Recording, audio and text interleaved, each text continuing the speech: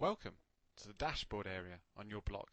My name's James and I'm going to talk through this area and how you can configure and set it up in more detail.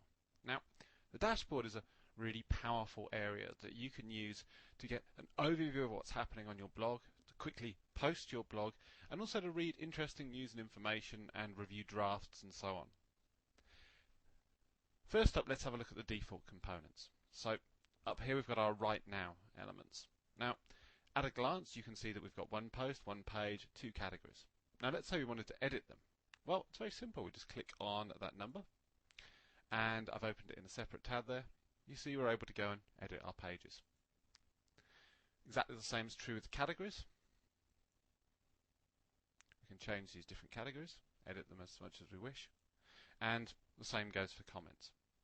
You can even go and change your theme and change the widgets that are used on your theme from this area as well. In the top right hand side we have the quick press functionality, and quick press is a fabulous little feature that allows you to very simply write a post. Just enter a title, enter some content, and you can even upload some documents or whatever to the site from there. For example, let's just pop up at this one. There we go. Insert the post. Now, of course, this works on a code basis, but that's okay because you can go back and edit it in HTML. What you see is what you get. Edit it anytime you want. Cat.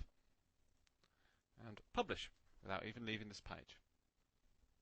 Going down, if you have any drafts, then you'd be able to see them here. That is, posts that haven't been published.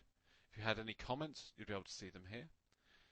If you have any incoming links, so that is other sites linking to your blog, then you'll be able to see them here, and this is determined by Google Blog Search.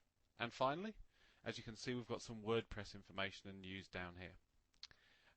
Now, it may be the case that your blog has different user information down here or it doesn't have these components. However, if they are there, you're able to click on Configure and decide what actual feed you want to go there. So for example, let's say that you wanted to actually see the EduBlogs feed.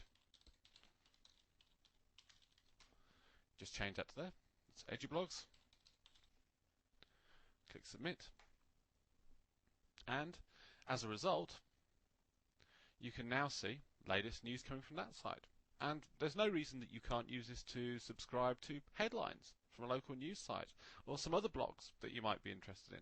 And you can do exactly the same with this area down here, other WordPress news. As you can see. Just cancel that there. Moving up, however, you don't actually have to have these components in place.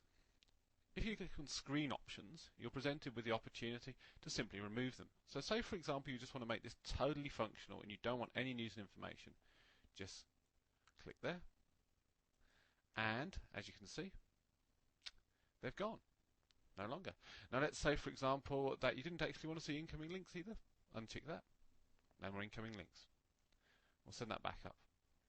And what's more, now that we've done that, we're also able to rearrange these however we want. So let's say we didn't actually want to use Quick Press that often and we want to see our drafts first. We simply drag Quick Press down here.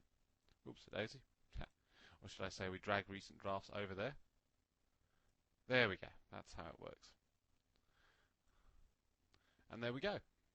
So there's your dashboard. Thank you very much for your time. Happy blogging.